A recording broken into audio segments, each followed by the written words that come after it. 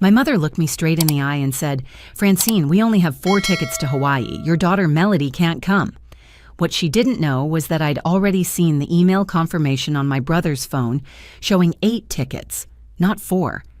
The lie rolled off her tongue so easily that Tuesday afternoon in her pristine kitchen, the same kitchen where she'd taught me that family meant everything.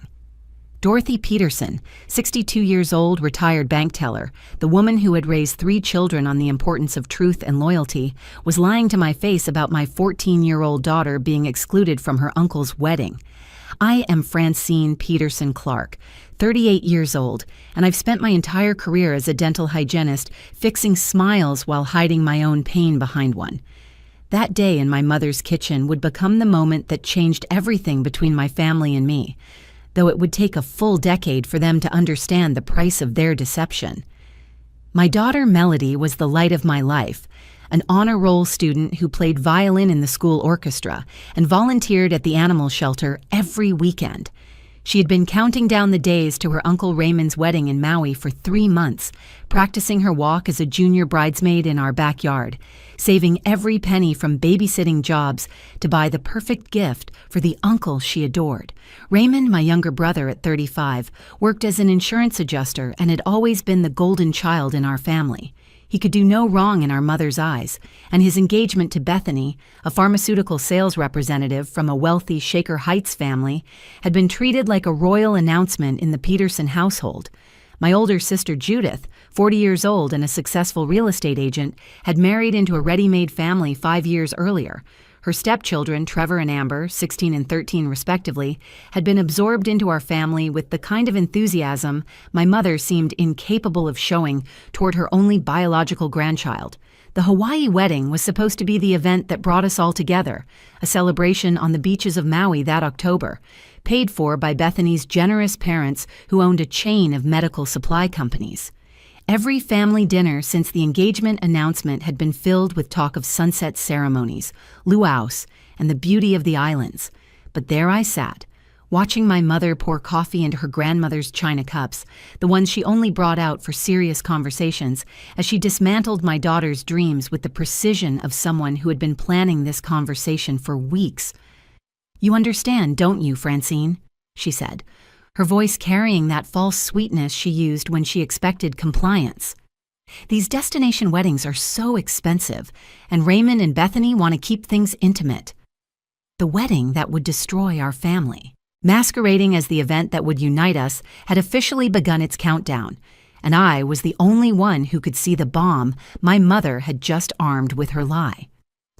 The year was 2014, and life in our suburban Cleveland home had finally found its rhythm after years of struggle.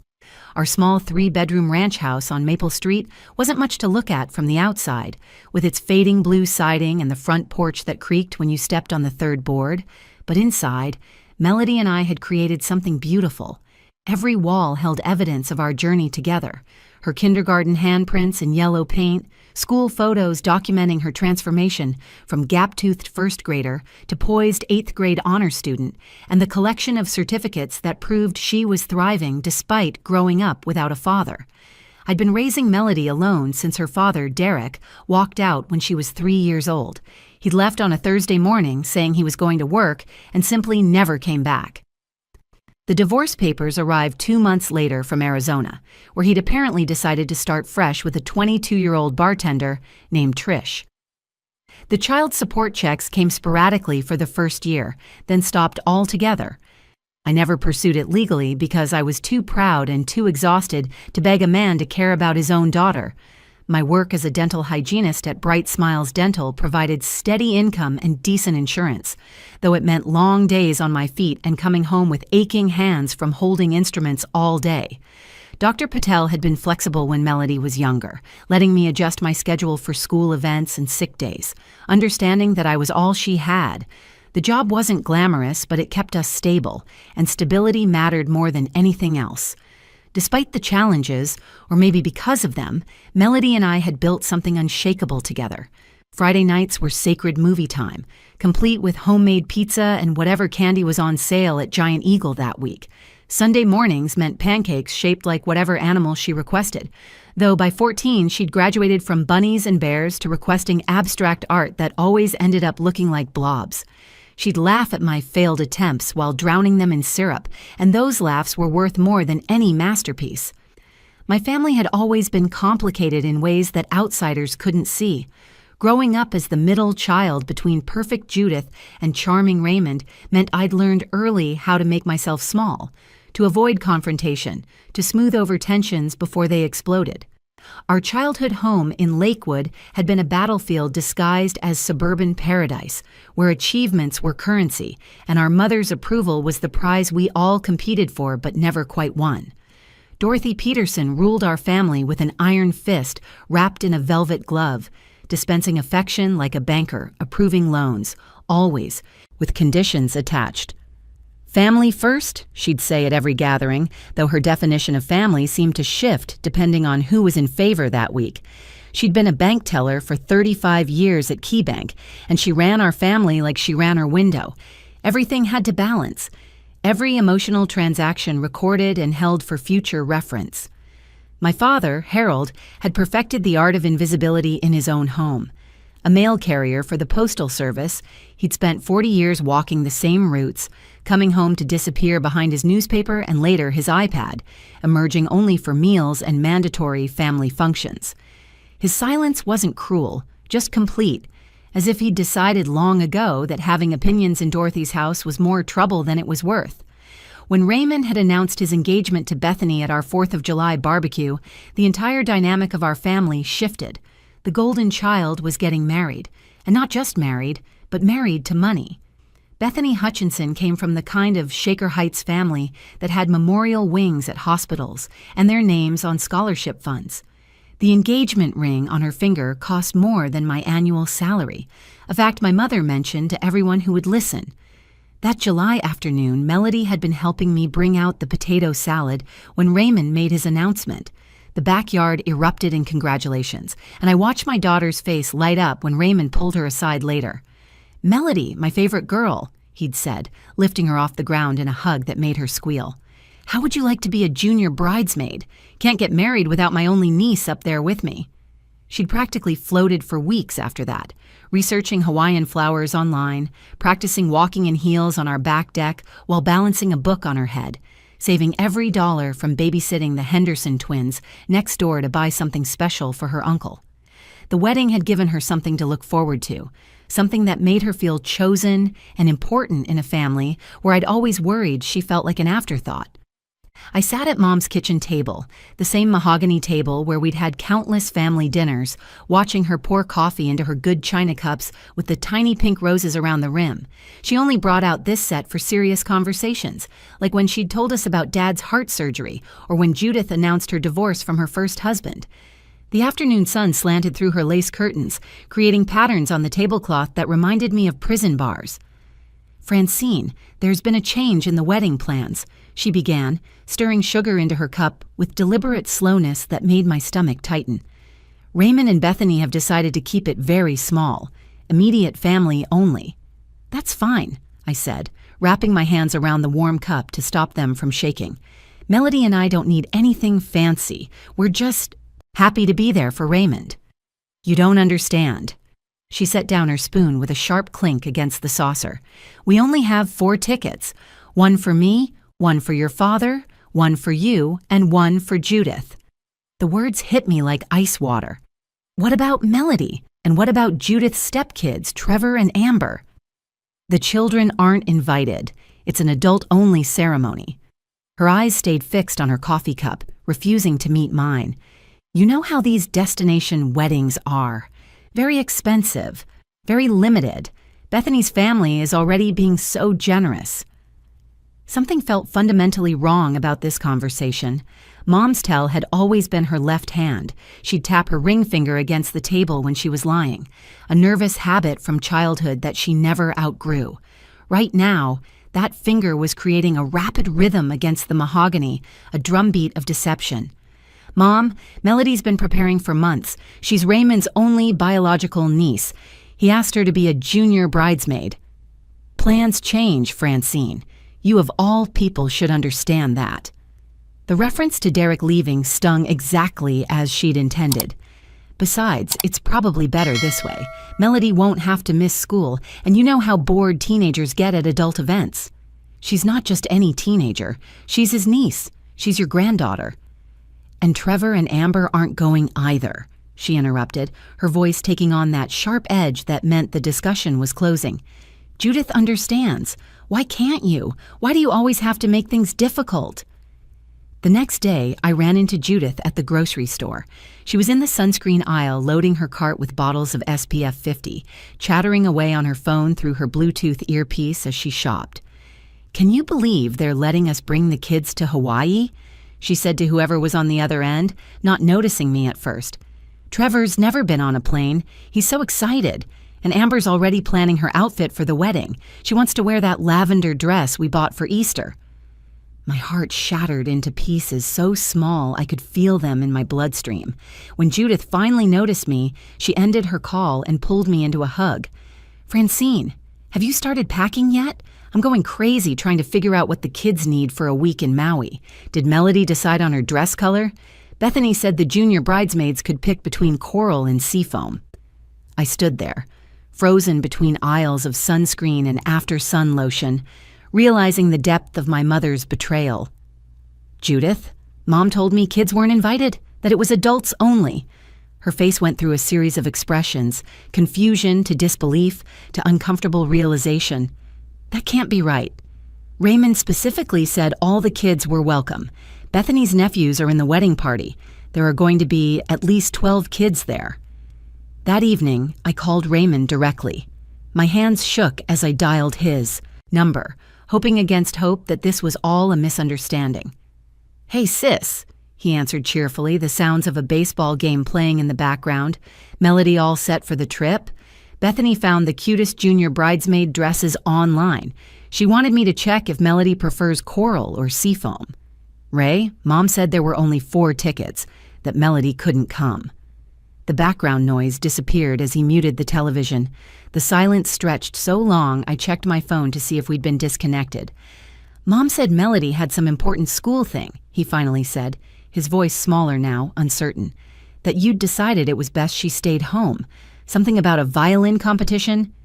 "There's no competition. She lied to both of us." "Francine, Look, Mom's helping with the wedding costs and she has opinions about things. Maybe it's better if we don't rock the boat right now." The betrayal was complete. My brother, the uncle who'd taught Melody to ride a bike, who'd called her his favorite girl in the world just 2 months ago, had just chosen our mother's money over my daughter's heart.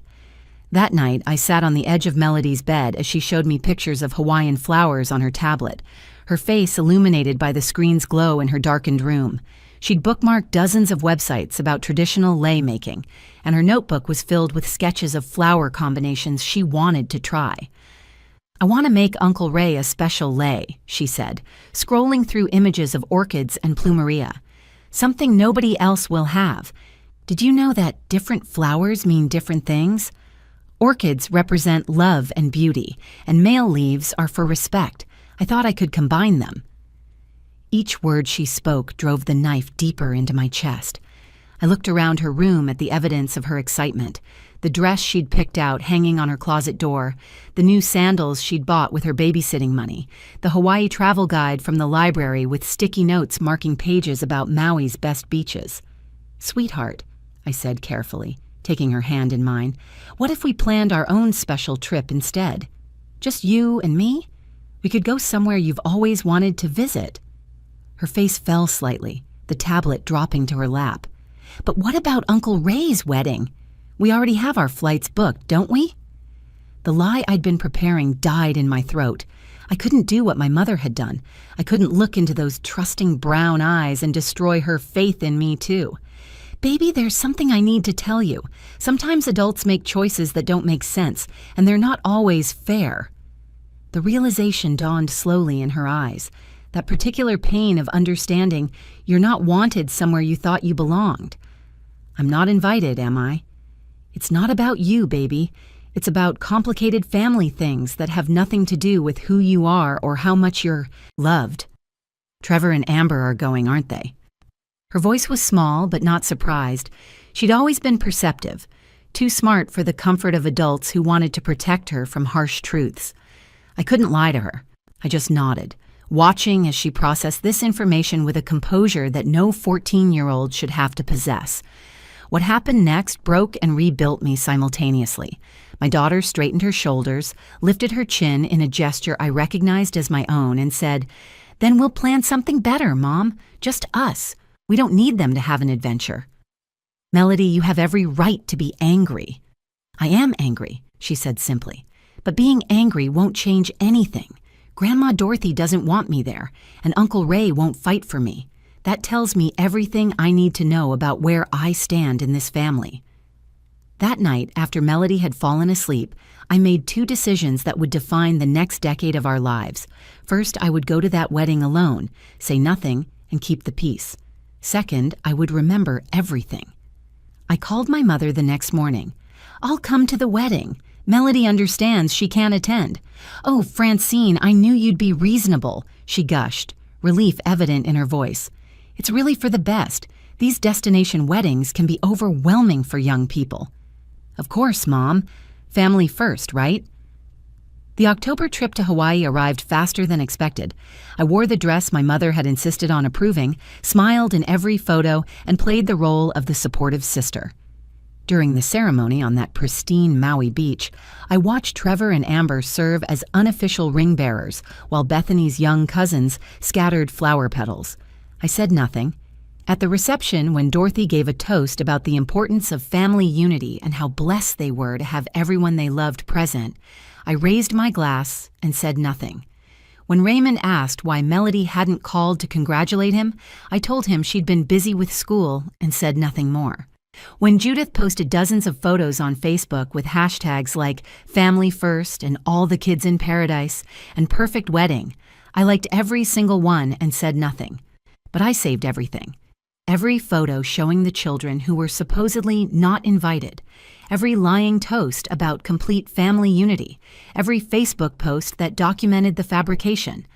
I created a folder on my computer labeled Hawaii 2014 and filled it with evidence of their deception. Back home, Melody had spent that week with her best friend Emma's family. When I returned, she didn't ask about the wedding. Instead, she showed me the acceptance letter she'd received for a competitive summer program at Case Western Reserve University. "I decided I'm going to focus on my future," she said. "The people who want me in their lives will make room for me. The ones who don't were never really family anyway." I pulled her into gag, my arms feeling the shift in our relationship. We weren't just mother and daughter anymore. We were a team, united against a world that had shown us exactly where we stood, and determined to build something better from the ashes of what we'd lost. 10 years passed, like chapters in a book I was writing with invisible ink. Melody graduated from Columbia University with a law degree, passed the bar exam on her first try, and built a career as a civil rights attorney fighting for families who'd been marginalized by systems that should have protected them. When she got engaged to Thomas, a pediatric surgeon who treated her like she hung the moon, she planned her wedding with the meticulous attention to detail that had made her such a formidable lawyer. "Mom," she said one evening in July 2024, spreading seating charts across my kitchen table, the same table where we'd eaten countless dinners for 2. "I need to tell you something about the family table arrangements." The wedding was set for September 14th at the Cleveland Museum of Art. 250 guests, black tie optional with a cocktail hour in the atrium and reception in the grand ballroom. Nothing like Raymond's beach affair, but 3 times the size and infinitely more meaningful. Thomas's family had embraced us completely. His parents, both professors at Oberlin, had been more present in the past 3 years than my own family had been in the past decade. The day arrived with perfect September weather, crisp and clear, with leaves just beginning to turn gold.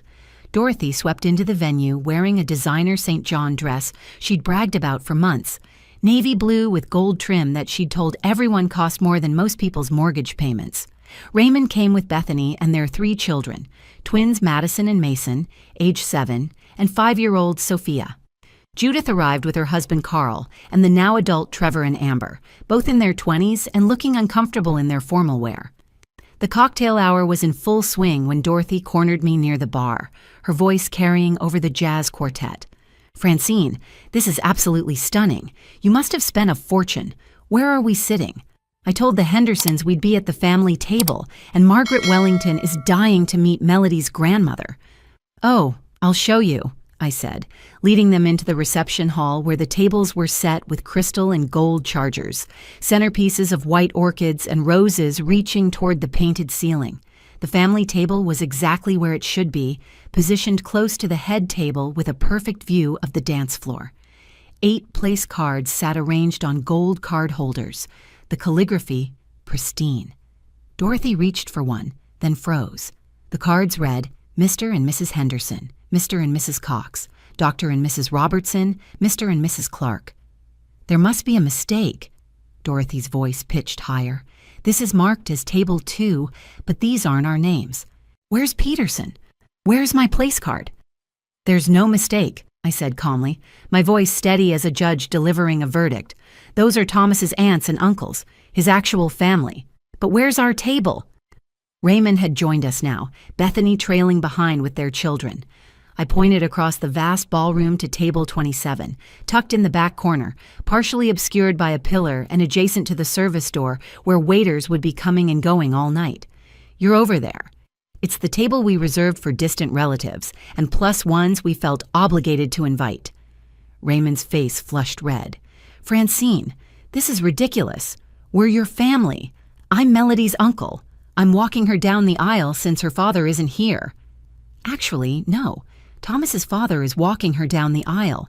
You know, the man who's been to every graduation, every law school mock trial, every important moment for the past 3 years. This is about Hawaii, Dorothy hissed, her carefully applied makeup starting to crack along with her composure. You're being petty and vindictive about something that happened 10 years ago. It was just a wedding. Hawaii? I pulled out my phone, showing them a saved screenshot I'd kept for this exact moment.